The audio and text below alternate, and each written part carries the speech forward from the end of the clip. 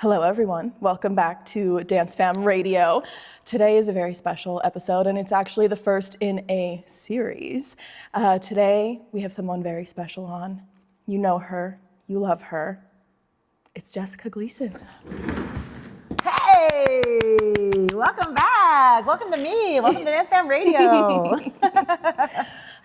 So, we thought it would be fun to talk about the origins of SDF, all the way back from the very beginning, right?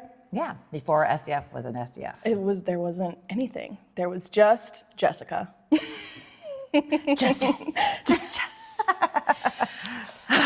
So, yeah, and SDF has been around a long time now. Yeah, SDF has actually been a thing since 2018. 2018. Yeah, I believe that's right. Mm-hmm. Yeah. Yeah. Mm-hmm. Mm-hmm. So we are going to go all the way back before the beginning. This is a prequel episode, and this is going to be, like I said, many in a series along the SDF timeline. Yeah, how I built this. How she built this city on rock and roll. On rock and roll. Whoa!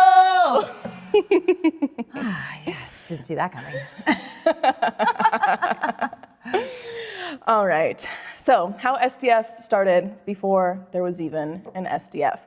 So there was just Jessica, but I think a lot of people think that there was Jessica and she had a dream to have a studio, but you really didn't. No, I didn't even know. I did not ever think I was going to have a dance studio of any shape or size. Yeah. It's like, that was never my intention or my plan. Or you didn't know this was the dream. I had no idea. But here it is. Yeah. So we're going to start at the actual beginning, before the studio, before the logo, before the website, when dance fitness was just becoming important to Jess. So tell us about what was happening in your life when you first found dance fitness. Well, let's see. So I want to say I started going to Zumba when it's hard to quite put my finger on it. It's the years that I was having babies, that's for sure. So Finn, my oldest, was born in 2008. And I had not taken a Zumba class before that. I was still heavy into taking modern dance classes and performing and waiting tables to make money, because you don't make money dancing modern dance, at least not at that point in time. Hopefully you do now. I don't even know. But I was having babies, and I think a friend of mine had just told me that they thought I would really like a Zumba class, and I remember being a little like, that's not a real dance, being a little stuck up about it. But eventually I had been told enough times that I should go check it out. And so that was probably in 2000, I can't remember if it was before or after Cody, but somewhere between 2009 and 2011. So potentially 2010. Yeah, it could have been. But that's when Cody was born. Okay. And it's also between 9 and 11. I guess maybe I was pregnant. Here's the deal with having babies 2 years apart, 2.5 years apart, is you don't remember much from that time. So I was a new mom. I guess let's say I was a new mom. And I definitely wanted to, I've always loved dance. I've always had dance in my life. And it got very expensive and time-wise hard to go to the classes that I was used to taking, which were, even at that time, like $15 a class. And then do I pay a babysitter? Do I, do I take some free, take a night off and away from the husband to go to a class, or do I want to go out with friends, whatever. So it was challenging. It was challenging to get to the traditional style dance classes that I was used to taking. And so after hearing about Zumba enough times from people that I did trust, I was like, all right. And so I went and took a class. The first class I went to, the person was teaching the Macarena. I feel like the moment I walked in and I was like, bye. You're like, I know this one. No, I wasn't. I was like, this is not, no offense, I've taught the Macarena in these walls, but only as part of a group 3 mix where you can't ignore it. I'm sorry. But that's meant for a baseball game, right? Anyways, I know, I'm still snobby about certain things, but I was like, Don't hate on the Macarena. I was like, no. And And then I was told, no, you got to just find the teacher that you like. Like, just go keep trying different teachers. And eventually, I did find a teacher that I liked. And at the time, there was childcare at the 24 Hour Fitness that I was a member of, and slowly started really finding that dance fitness was kind of my jam. Really, at the time, it was just Zumba, but I'd always been a modern dancer, ballet dancer, jazz dancer. I'd never been a hip hop dancer. I never felt like I was kind of cool enough to like, you gotta like have swagger, right? You gotta have that sort of like confidence. Confidence is what it comes down to rock a hip hop dance. Otherwise you look like a white girl doing a hip hop dance. And, Yes, I do know. And so in those classes, pop and hip hop became the teachers that I really liked had kind of leaned into that pop and hip hop side of music and choreography. And I was like, oh, this is good. This is really good. And I remember at some point my husband saying to me like, wow, I think that this is like where you should have always been, is in this type of space. Like I came home and he's like, I just think this is for you. Like this is the dance that really is for you. And it surprised me, obviously, very, very much. And so dance fitness became a big part of my life. It became a big part of me having a space beyond being a mom and being, just going, I waited tables a little bit at that point with 2 kids. I wasn't doing as much. I was teaching dance, I was teaching creative movement. But I honestly felt like, and I think a lot of us feel this way, that through dance fitness, through Zumba, I re-found myself, my adult self, away from that someone's mom, piece. And I think that, like I said, I think that that's a big thing for a lot of people when they come, you kind of, as a new mom, you tend to kind of go into this tunnel of momness, and you might not ever come out the other side. And I think a lot of people, actually, this is kind of a random sidebar, but being that I have a kiddo graduating right now, I have a lot of mom friends who are not necessarily in this community who are like, wait, now what? Like, if my kid's gone, who am I? Identity, yeah. And I feel really lucky to, have refound my identity in dance fitness and obviously within this community. And I want to say to any of those moms, we're here for you. We're here for you. It's not too late. It's not too late. That was random, but yeah. Never too late. But yeah, that's sort of how I found, that's how I kind of rediscovered myself as not just a mom. Yeah. Amazing. Yeah. Amazing. So, so what about it felt different compared to your previous dance experience? What did it feel like to kind of realize, as you were like, oh, this is something that I like? Mm-hmm. What did that look like for you? When you came out of the snobbishness and you were like, oh, okay. What I really liked about it was the non-performance aspect of it. That was huge for me. It was like, oh, you can mess up and it does not matter. I liked the music was much more like fun and inspiring to me. Just freeing, really freeing. I just felt like this is just a place to just let go and be free, and who cares if you mess up. And I mean, I just think that there is still performance to it, even within, that. It's like you're not performing for anybody but really yourself. Mm-hmm. And I started wearing lipstick to class. Yeah. And you can layer it in when you want to, if you want to. Yeah, if you want to, but you don't have to. But like, I definitely felt like that was the big difference was that. And then I think modern dance made me feel less confident, because I didn't feel like I was the best. I didn't feel like I would, I got jobs and things like that, but I knew there was I could just see that there was people who were doing this better than me, and you have to kind of shape yourself into what they want you to be. Right. Rather than you have to make yourself disappear. Right, what the choreographer wants you to be and do. And I think for me, that didn't help my confidence, just personally. And so I think, I think within this, like, I could do somebody's dance, do somebody's Zumba dance or whatever, and put my own spice on it and add a turn and add me into it, I guess. Yeah. Period. Okay. Mm-hmm, mm-hmm. And going along with that or branching into the next thing, so at what point did these workout classes that you were taking start to feel like more than a workout class? Obviously, maybe you're putting on funner clothes, you're putting on lipstick, but you still wanted more. Well, I mean, I guess there's two different pieces to that, and I don't know if you want me to speak to one before the other. Like, there's like the community piece, and then there's the instructor piece. Talk about both. Talk about both. Okay.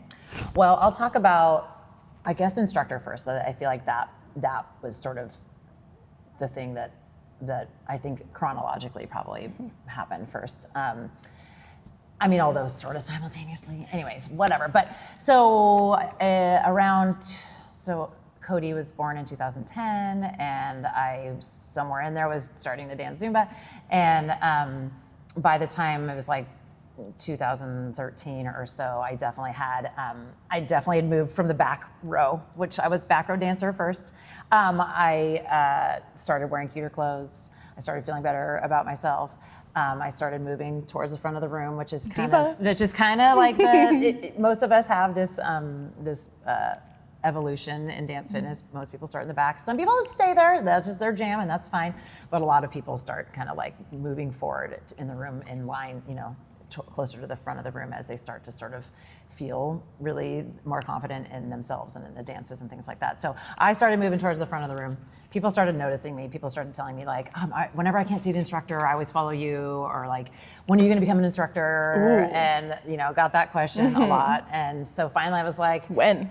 It wasn't if. Yeah, it was that's when. true. It was yeah, when. That's true. When they knew before you did. I guess sounds they like. did. I feel like this whole thing has had a lot of that, is other people knowing what I was going to do before I knew I was going to do it. People see you. Suggesting the power of suggestion, I guess. And she was just peer pressured into this entire thing, including this podcast, actually. Sort of. No, not really. But the other piece of it for me too is having two little kids at home.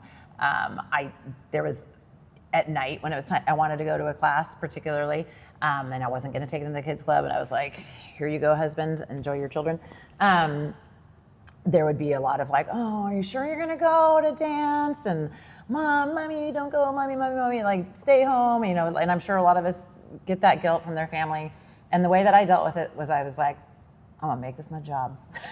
and then I have to go. I'm sorry. This is my job. There's nothing I can do about it. So that's kind of what pushed me over the edge into teaching, was that thinking like, well, nobody can, make me feel bad about going to do this if it's my job. It's my job. And they weren't, trying to make me feel bad. They just really they love you. They wanted me around. God, they love you so much. I know. So I started instructing Zumba in 2014. I guess I'll be 13 years into teaching this July, teaching Zumba. So I taught kids classes for long before that, but. And then the other piece that I started noticing was that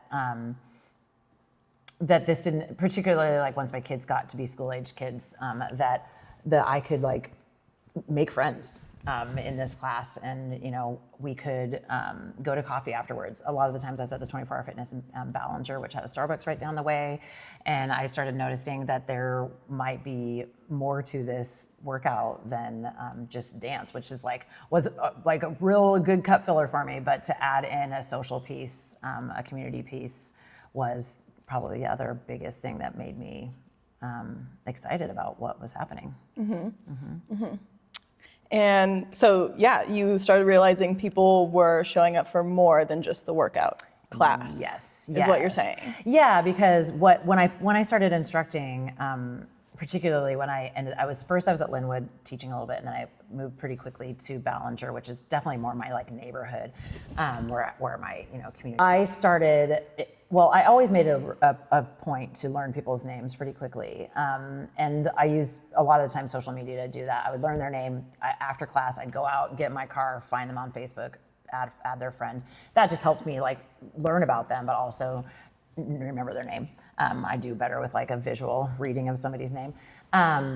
And then I would start throwing out like, hey, after class tonight, let's all go, to Mazatlan and get some food, or after class today, anybody who wants to, let's go get some coffee, or whatever. And I would always include everyone. And like we were talking about on the last podcast, I had some models for that as well of other Zumba instructors who I felt like I saw doing this thing where they were like, not just like walking in, dancing, and then leaving, and that's that.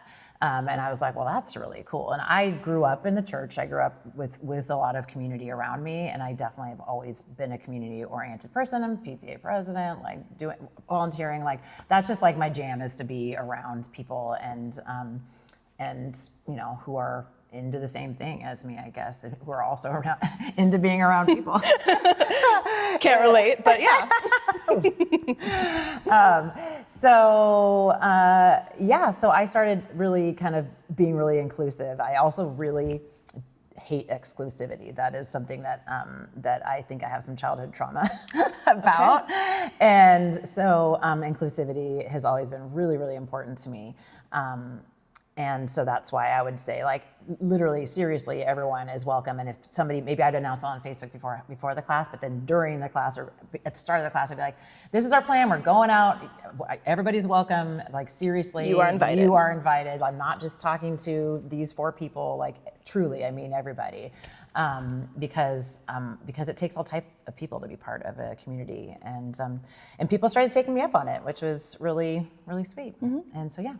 Lovely. And this was still just Zumba classes? Still just Zumba classes. Zumba brand. Zumba brand. So at what point did that turn into what would be the beginning of SDF, your own thing?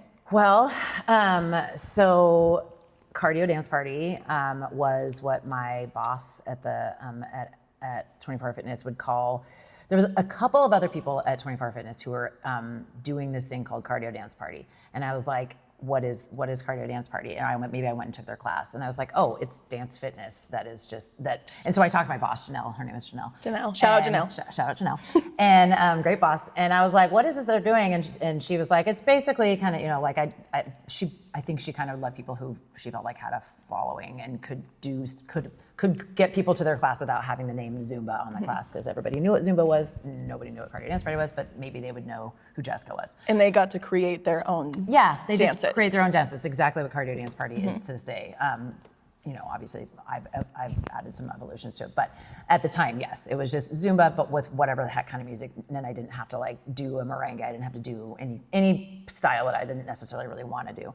I could do my own thing, but that didn't really even happen right away. In fact, what happened was I started going to another studio in Seattle, where they had a bunch of different types of dance fitness classes, and they were kind of doing other things. And I was like, oh, this place is really cool. And it had low lights, and it had all the things. And I was like, this place is really cool. I had the club vibe. Yeah, the club vibe, yeah. And I was like, I wonder if I could teach here. I wonder if I'm like good enough to teach here. And so I started taking some classes. I ended up getting offered a Tuesday night, 5 o'clock time slot. Yep. Okay. And it's a good one. No, it's really not.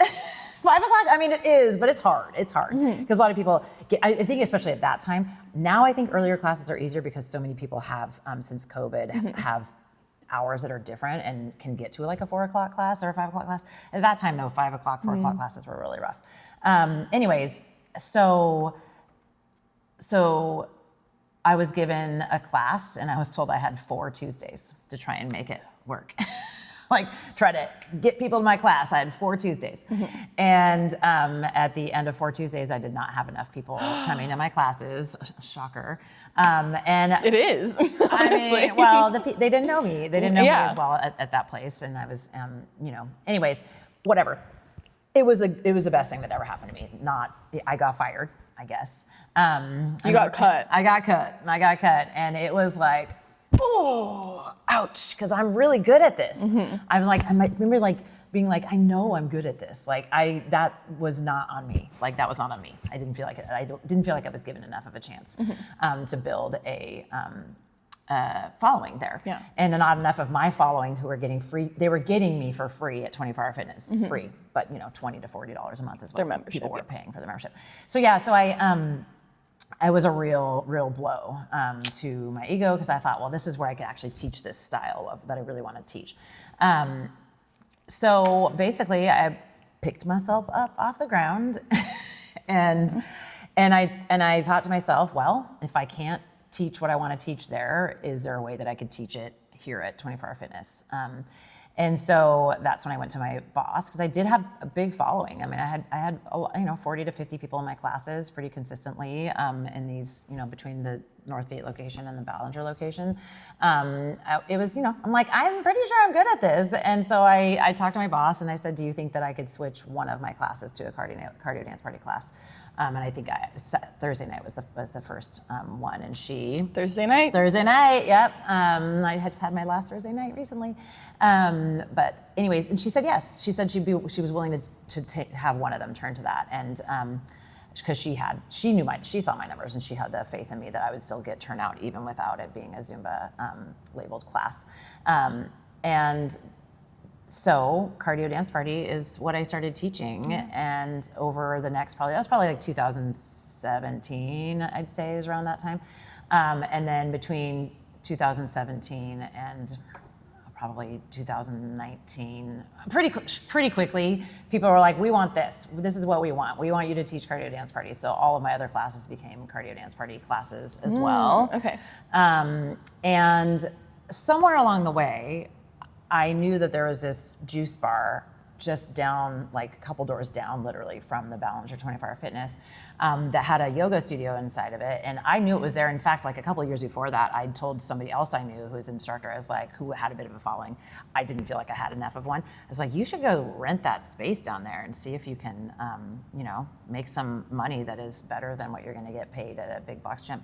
And so a couple of years later, I took my own advice.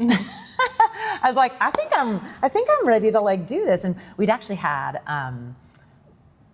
one of the other things that inspired me. It was October Party in Pink, like breast cancer awareness party at 24 Hour Fitness, and we had I'd worked with Janelle, my boss, to turn the lights off, turn on fun party lights. And I brought in my own party lights. She brought some in. I brought in some white string lights, and we turned the lights off. And people. No, those are my notes. These were not notes. She has been messing with you the whole time. This is an official interview. You're not supposed to touch the cards. She's done with her notes that were actually postcards. Oh, Morgan, you are too funny. Okay, so we had this party, and I got a lot of feedback about how people felt so free and so with the lights off and not having these big neon gym lights, and how much they loved that, and can we do that again? And so my brain was like, yes, we can. Yes, we can. How about on a Friday night? How about down the street at this little juice bar location? And so Friday night dance parties became a thing. I basically just said to my friends, because along the way of this too, I was like, I want to do this, but this pays nothing. Literally, I think I started at $28 a class, and I think I got maybe one raise to $30 by the time I left there. And woo! And I was teaching, I think at that point I'd taught there for 6 years, and somewhere around that. And meantime, I was teaching kids, making good money, And I liked teaching kids, but I was like, I would like teaching this just as much, if not more. And how can I make money for what I actually felt like I was worth, really, truly. I'm like, I know there's a lot of good instructors out there, but I was really trying to do more than just this instruction thing. And I felt like what I was offering was worth more than $30 an hour. And so I'm like, how do I make better money doing this? And how you do that is by charging per head, rather than going off on your own. Yeah, going off on your own. So that you could charge whatever you want. Yes. Okay. Exactly.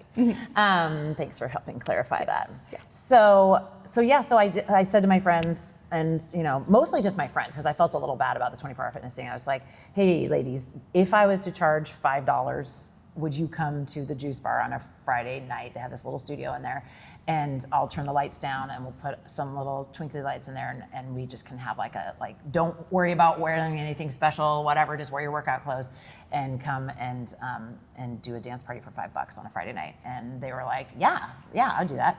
So so that first one started, it was probably, must have been 2017.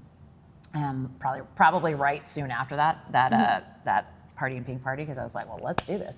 And my first event, there's probably 15 people there, something like that. And they were like, we got to do that again. I was like, okay, well, let's do it once a month. The next time, I think we had more like 20. People were telling their friends. We had more like 20 people. This room really comfortably fit about 22 people. By, I want to say, February, it was so packed that I was like, I gotta charge more so less people come. And so that because they're smacking each other. I don't want anybody to have a bad experience, but it was just, the room was packed. And at that point it was like, okay, well, I guess I need to get some sort of system in place. So before we get too far into Friday night parties specifically, because that will be a different episode. At what point so people started asking you questions? Because you were off on your own, you were doing this thing, you were doing it consistently and successfully, and you were starting to get questions from people like, where's the merch? Where's the logo? What's the name of this thing? You're like, I don't have any of those. What's the system? You're like, I don't know. So tell us about that. How did all that come to be? Well, I don't remember at what point I started filming YouTube, filming dance fitness songs, Zumba songs, whatever, my own choreography. I started filming and putting up on my YouTube channel. I want to say 2016. Okay. I want to say something like that. So and you were doing cardio dance party. This was still Zumba. Still Zumba. Okay, so Zumba. Somewhere before then, I was like, because that's kind of, I saw people doing that. I was like, well, maybe this would attract more people to me if they can find, if they see me and they're in my area, whatever, and they might want to come to my class. It was sort of marketing. And so I'd started my own YouTube channel, and I don't know, within like a year or so or less, I had 100 subscribers. And at that point in time, I don't know how it works now, but at that point in time, you couldn't name your channel anything other than your own name until you had 100 subscribers. So I got 100 subscribers and I could name it something, and it was like, what are we gonna name this? And so even before Friday night parties, I'd already come up with the name Seattle Dance Fitness. And my friend Jenny and I, Jenny Planeta, shout out Jenny. She and I came up with, kind of worked together to come up with a name. She was kind of one of my early ideas, gals. Because we came up with that name because it was like, well, at that time, dance fitness was not a household name. Like, people really knew Zumba, which is why I was like, what is cardio dance party? What is mixed? Or like aerobics, things like that. Yeah, they knew old school things, but they know dance fitness is so much more well known at this point than it was 10 years ago.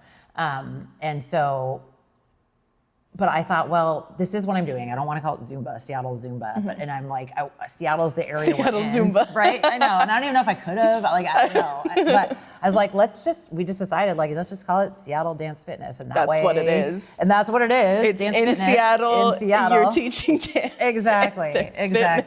And at the time, I was like, I'm actually technically in Shoreline, but I was teaching in Seattle too. In Seattle, everybody knows Seattle.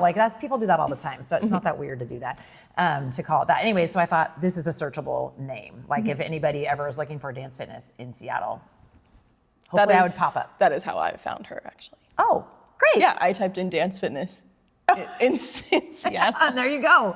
See? Marketing genius. I had no idea. So I named it the YouTube channel Seattle Dance Fitness. I'm like, I guess that's who I am. And then I want to say a few months after that, again, Jenny, shout out Jenny.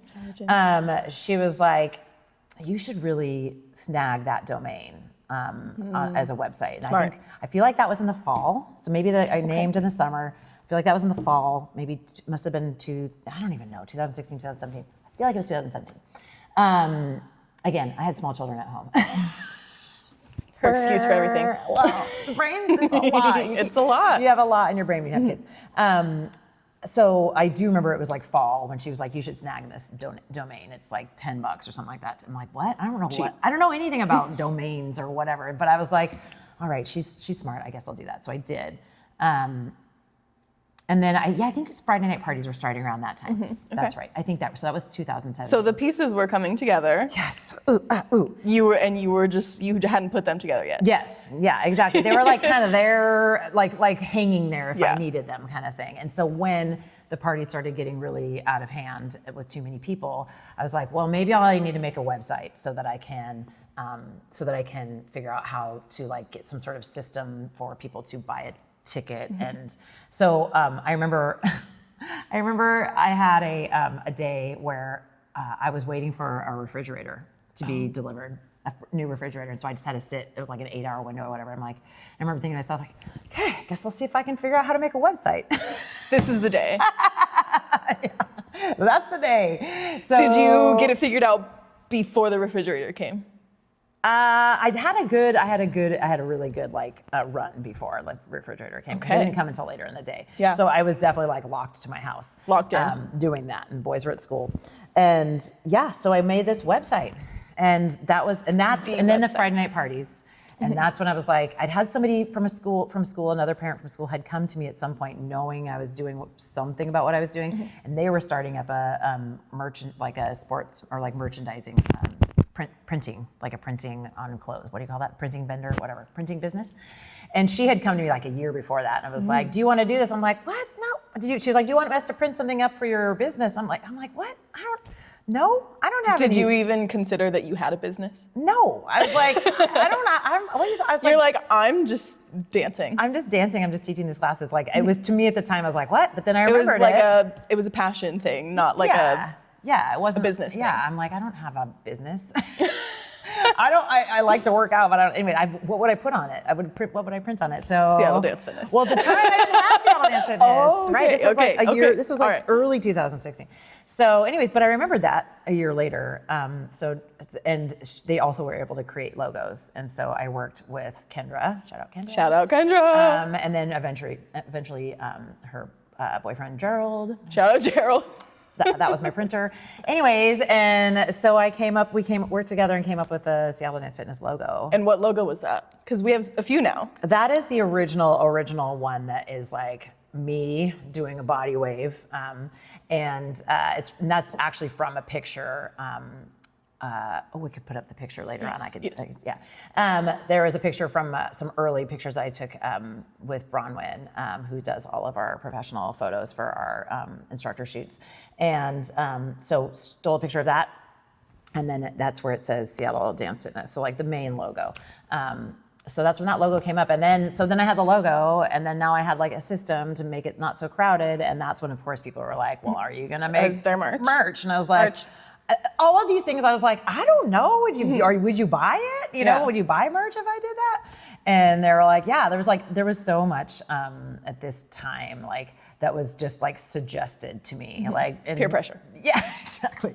And the things that I was like, it just, to me, it felt like so much of it felt like, why would you want that from me? Like, it kind of felt surreal. You were like, what? Yeah, exactly. I'm like, I didn't set out to have a business. She was still not having the pieces together. Yeah. But I was like, it was not clocking to you that you were standing on business. I know, it really wasn't. I mean, although I was like, how do I make more money doing this?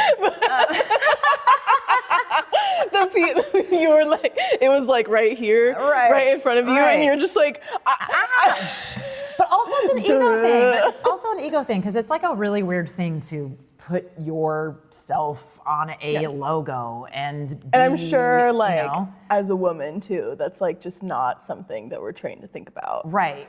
Is how can I be like, because a dude would immediately. Yeah, like no problem, put your face on there, like all the things. Yeah. And I remember getting a little bit of shit from some mostly kind of distant family, but some family about like how much I would advertise for my classes and whatever, like sort of like, it aren't like, I don't know. I felt like a little bit dissed, or like I was being, like what's the word? Like I was having a big ego, or like I was like, egotistical. yeah, or like why are you being like, why do you need to do that? Like why are you always advertising your classes? And I'm like, well, It's because my business. I'm like, well, that's because that's how I get people to my classes. Like that's for me, it was just like, I'm just trying to get people to come to my class. And this is still back, in Zumba days, whatever. Like, but I guess I felt a little shamed by like being sort of too much on social media for We could do a people. whole episode on being too much. Right. Oh my God. Yes. Also, shout out childhood trauma. So I think to me it was like, oh God, am I me on a logo, me on your shirt, like me on anything? That just feels like I'm being too much, like I'm claiming too much ground or something. Taking space. Taking up too much space. Yeah. And so that is a hard thing to get past and feel like the confidence in that that I belong here, but to not feel like that people are not judging you and like, oh, she thinks that she's all that And a bag of chips. So that was how we got to logo, and it was a lot of just like, you should, why don't you? And I think I needed that kind of to you had feel, like a little bit on each side of the spectrum. Right. Like over here, people were like, why are you doing that? Right. Don't do that. Right. And over here, like, come on, let's do this. Yeah. And I'm like, who do it's I like angel, devil. Yeah, seriously. And it's like, well, who do I see every day, and who do I actually commune with mostly, and who do I really have fun with? And it's definitely the angels. Who do you enjoy?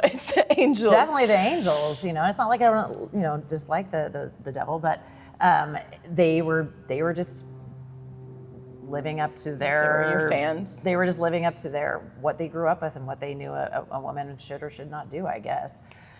Snaps. And I was like, no, I'm gonna do this other thing, and because these people want me to, and they say that I should, and they are giving me the confidence to feel like that is desired, and that it's not too much. Yeah. Beautiful. Yeah, I love that.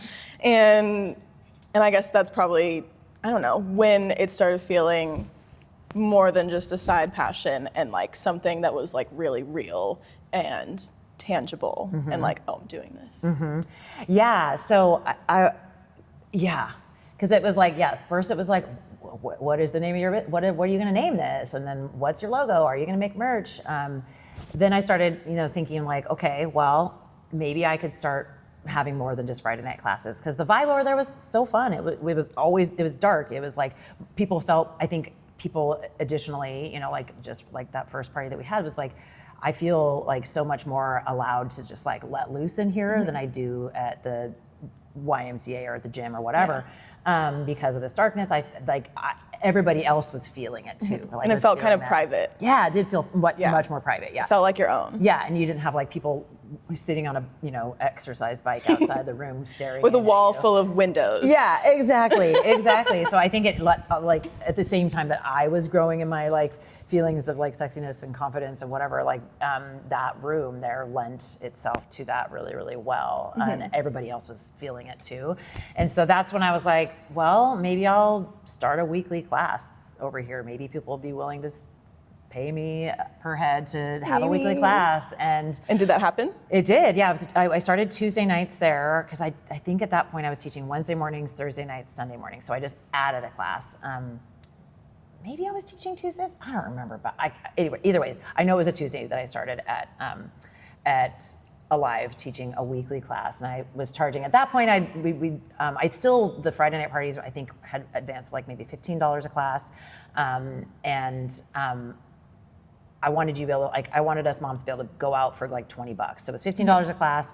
Then there was juice, like fresh squeezed juice there. He also would, on a Friday night party, he'd be like, if you want vodka in there, I can do that for you too, which was really fun and freeing, obviously. So some people do that. And so that you could get in and out, be home by like after bedtime. Yes. After bedtime, so your kids were asleep. It was like going out to the club or to a concert or whatever, but for moms. For moms who are like, I'm not 25. Yeah, I'm twerking, I'm partying, I'm sweating, I'm having a drink, and I'm home after the kids go to bed, but still by like 9:30. So it was a real good time. And so, people wanted more of that. And so I added Tuesday night classes. The classes at the start were $10 a class. And pretty quickly I went from making, $28, $30 an hour to more like $280 to $300 an hour. It was like, boom. I was like, oh my God. Oh, shit. I was like, oh my God, Chris, I'm making like $250. Babe. I was like, this is amazing. And, you know, and people came and they loved it. It just snowballed. It just snowballed, yeah. And then I just eventually started moving all of my classes over to there. Yeah. Okay. So you've moved them all over. Yes, mostly. And I moved them all over. You're doing Friday night parties. Yes. You have your own systems. You have your own website. Yep. You're selling tickets. Yes. You're selling merch. I had Punch Pass. We had Punch Pass. Shout out Punch Pass. Punch Pass has been with me since 2017. Shout out Punch Pass. Yep. The real MVP sometimes. Right. Sometimes. It's not perfect. Not a perfect system, but it's a good one. Punch Pass episode later. Oh my God. Oh my God. It would be so hard to move to a different system. So we're not doing that. So you have all the things. Yeah. You're basically in your own space. Ish. Yeah. You're renting a space. You're renting other spaces too. When you need to. Also renting Sueños de Salsa regularly. I also had added instructors. And you had added instructors. You wrote someone a paycheck. I wrote someone a paycheck. Shout out Camille. Shout out Camille. So you have payroll. Yeah, and You're in charge of someone. Yes, and it's not just me. I always felt for the longest time like, what is Seattle Dance Fitness? I'm like, it's me. So when Camille joined for all the things, It's us. I was like, oh my God, we're Seattle Dance Fitness. We are. Yes. So with all of that, now when did you first allow yourself to imagine your very own space? So yeah, basically all of those snowball things, merch, blah, blah, blah. Well, then once I started having enough classes elsewhere, people are like, so when are you gonna open a studio? It still gives me chills to think about it. And I was like, I can't open a studio. Who's gonna how am I gonna pay rent on a studio for, dance fitness classes, like just dance?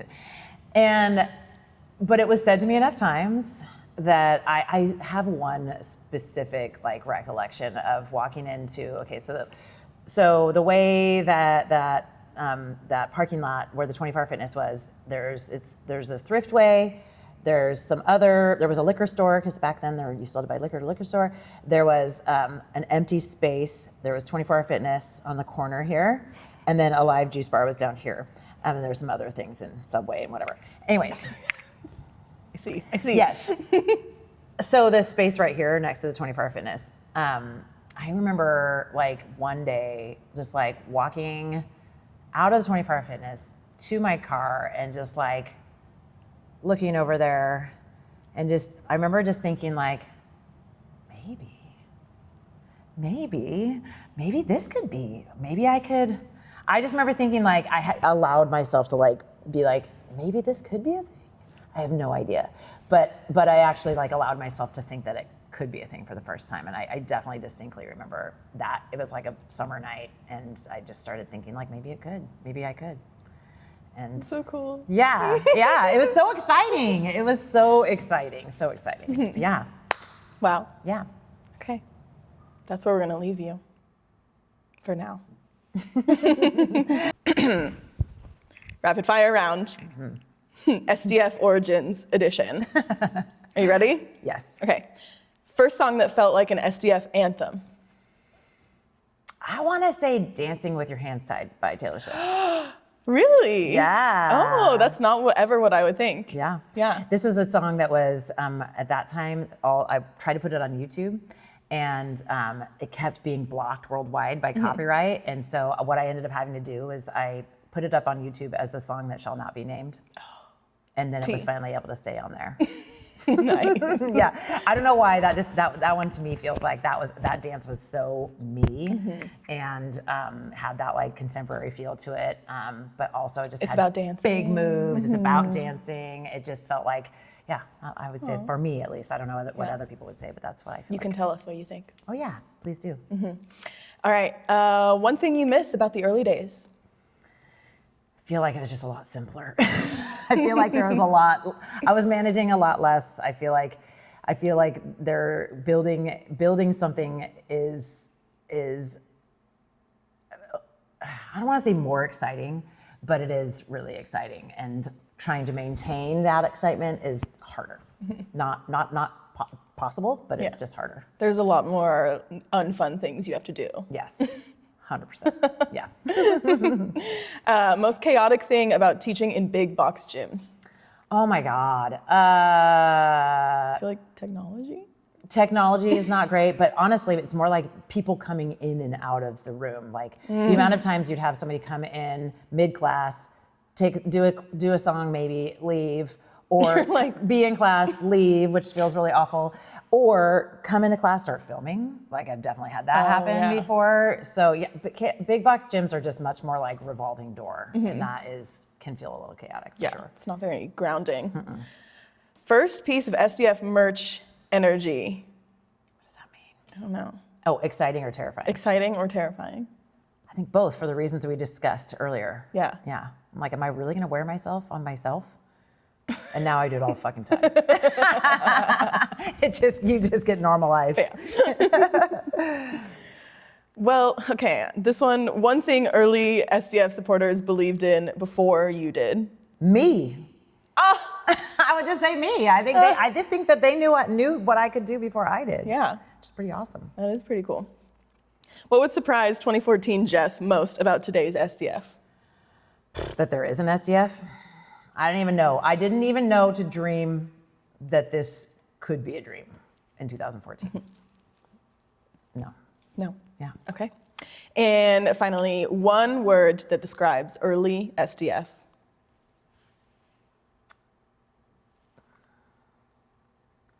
I have to do two. Can I have two? Sure. Freedom and empowerment. Hey, I like those. I would agree. I wasn't there, but I agree. Yeah, you can feel it. Yeah, you feel it still. Yeah. Yeah. Yeah. You can feel it still. I think what's funny is that SDF didn't start because I had this big business dream. Yeah, it started because people needed a connection, and you just kept saying yes to what was growing in front of you. Yeah. Yeah. So we'll keep telling more about the SDF story in future episodes. Things like Friday night parties, because those deserve their own episode, right? For sure. For sure. Opening the space, building the space out. Did you know, it's been 5 years since I signed the lease just like the other day, which is crazy. Yeah. Yeah. Early instructors. Biggest risks when opening space? Yeah, you took some. Oh, pandemic SDF. SDF. I feel like that needs to be one. That definitely is one. Maybe sometimes things almost didn't work, or maybe where you were like feeling, little insecure. Yeah. And kind of building and really shaping and defining the community culture. Yeah, that could be its own thing for sure too. Yeah. What do you think? What do you want to hear about? Yeah, what do you want to know? Anything. Email us. hello@seattledancefitness.com. That's the best place to do it. Let's start over. So let's talk about events coming up. So first up, we have on June 20th, we have Ben Allen, the creator of Groove 3. Super sweet Ben, coming through from Seattle. From LA. He's coming from LA to Seattle. He's bringing Shantae up from Portland, as well as Shantae's husband, DJ Lifeline. So we're gonna have a big old Groove 3 dance party with them leading, live DJ. So definitely check that out because he is just so fun to learn from, and Shantae as well. So definitely check that out. Then we have Pride on the 26th. Definitely get your tickets to that because that's always a real treat. What's next? Then we have, beginning of July, kids classes and camps start. So check those out if you've got kiddos, elementary age kiddos. Lots of fun themes. Silent Disco is coming up. That is sold out, but get on that wait list if that's something you would like to do, because oftentimes people drop at the last minute or somewhere along the way.